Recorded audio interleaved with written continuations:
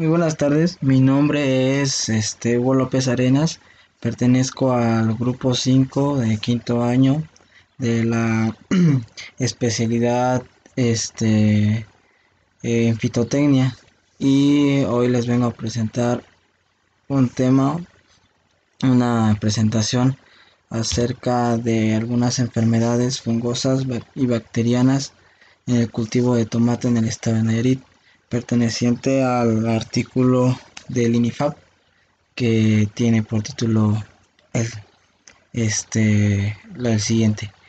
Y como parte de esto, pues me di a la tarea de hacer una presentación con las más relevantes enfermedades y con los más importantes datos acerca de este cultivo. Primero que nada, es importante definir que una enfermedad se define como una anormalidad puede ser causada por un factor biótico o abiótico, como condiciones ambientales en el caso de los abióticos, y en el caso de los bióticos causado por algún otro organismo o ente que esté en contacto con alguna planta, algún animal. Que cause síntomas de estrés. Bueno, más bien los síntomas se ven reflejados porque la planta se estresa, ¿no? Y alteran el funcionamiento normal de las plantas, en este caso de las plantas de jitomate, o en muchos otros casos las enfermedades fitopatógenas que conocemos en el campo de la agronomía. Algo importante que hay que definir es parte de lo que es la fitopatología, es el triángulo de la patogénesis, y es que para que exista una enfermedad tiene que cumplirse tres factores. Tiene que haber tres elementos, quisiera decir así. Uno es el patógeno, que se encuentre un patógeno en el ambiente, que esté habitando cerca de ahí. Otro es un huésped, pero que este huésped de igual manera sea susceptible al mismo patógeno. Es decir, hay enfermedades en hortalizas que no afectan a gramíneas y etcétera, etcétera. Entonces tiene que ser susceptible el huésped. Otra cosa importante que debe de haber para que una enfermedad afecte y esté presente en los organismos, en este caso las plantas, es el factor ambiente, y eso se refiere a que las condiciones sean favorables o desfavorables para que este organismo se reproduzca y siga incrementando la población y siga infectando a las plantas. En este caso, entre mejores sean las condiciones de humedad, por ejemplo, más severidad será el, la enfermedad en los organismos.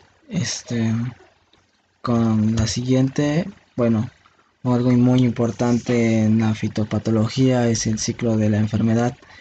Uno de ellos es primero que para que haya mm, como dije ya, para que haya una enfermedad tiene que haber un patógeno, y primero que nada ese patógeno se tiene que reproducir a la vez. En este caso, por ejemplo, los hongos se reproducen y se diseminan o se distribuyen a través de esporas, y estas entran en una fase que se llama penetrancia cuando inician. Generalmente esto es siempre por algunas, pueden ser heridas que tengan las plantas o en los estomas, también es muy común ver eso, y, y demás.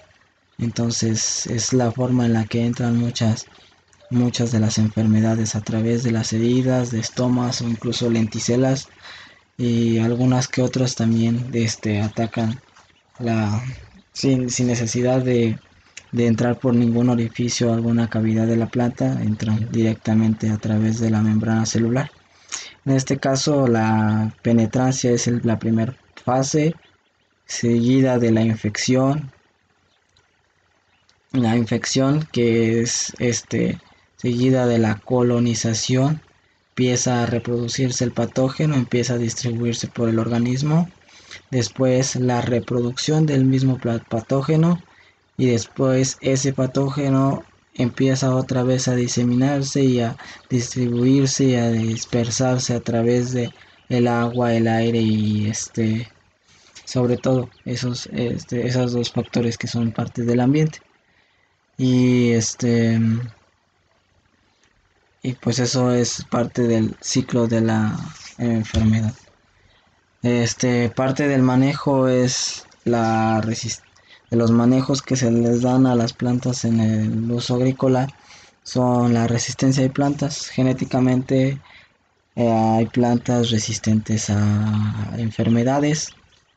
Y esto se debe pues al esfuerzo de la ingeniería genética, al mejoramiento de todas estas especies. Tiene sus desventajas y sus ventajas. Una de sus desventajas es que no hay como tal una especie que sea totalmente resistente a todas las enfermedades que les puedan atacar. Es muy difícil encontrar eso.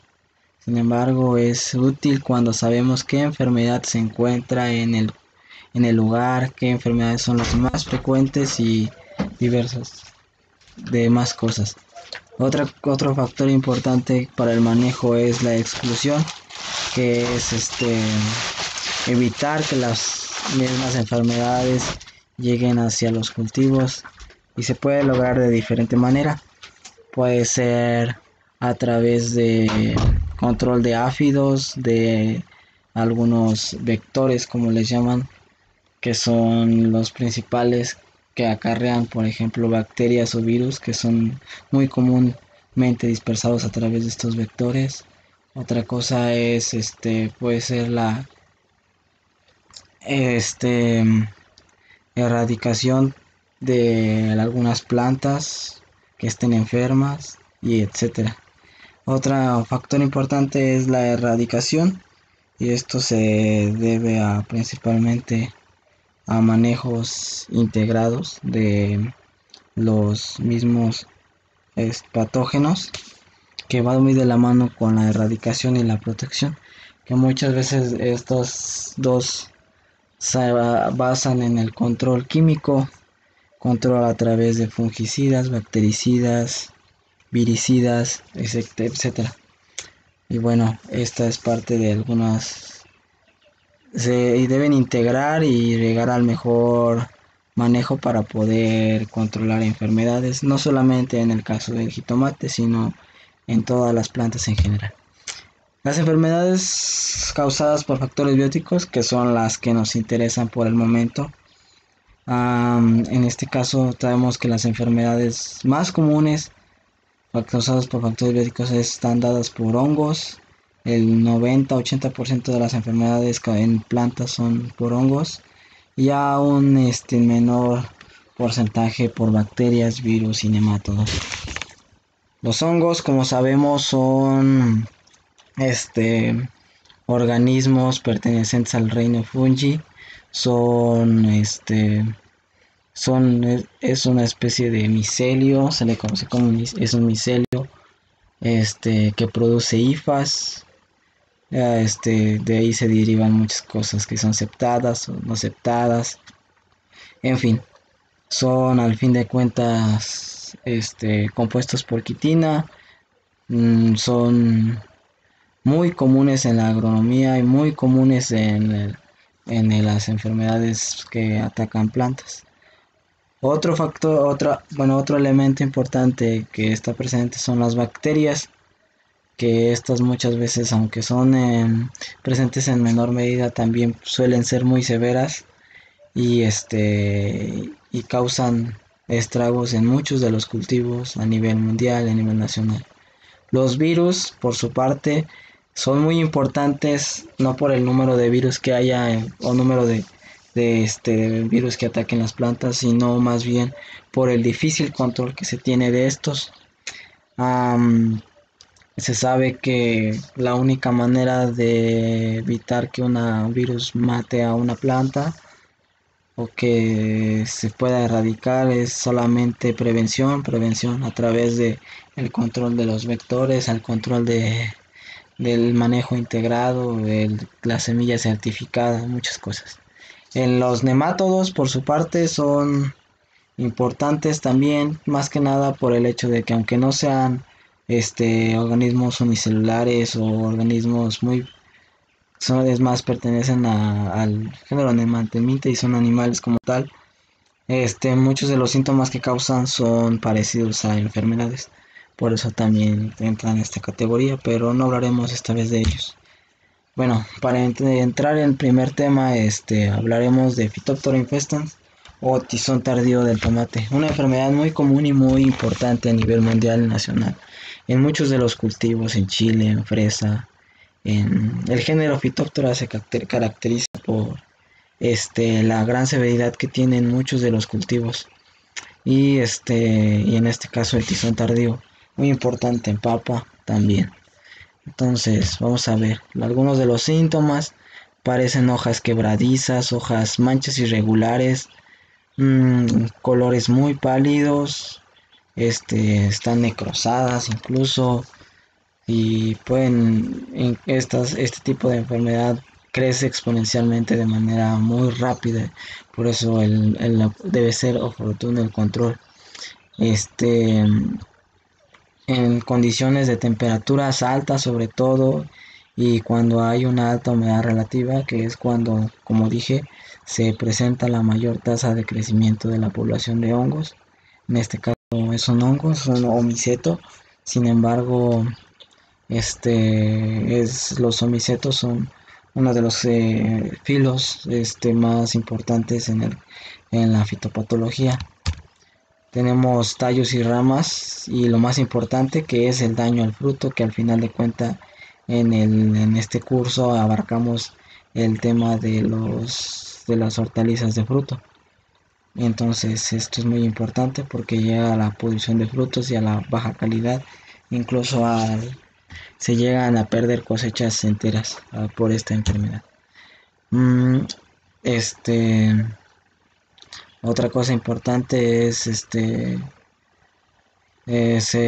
se empieza, pues como dije, a reproducir a través de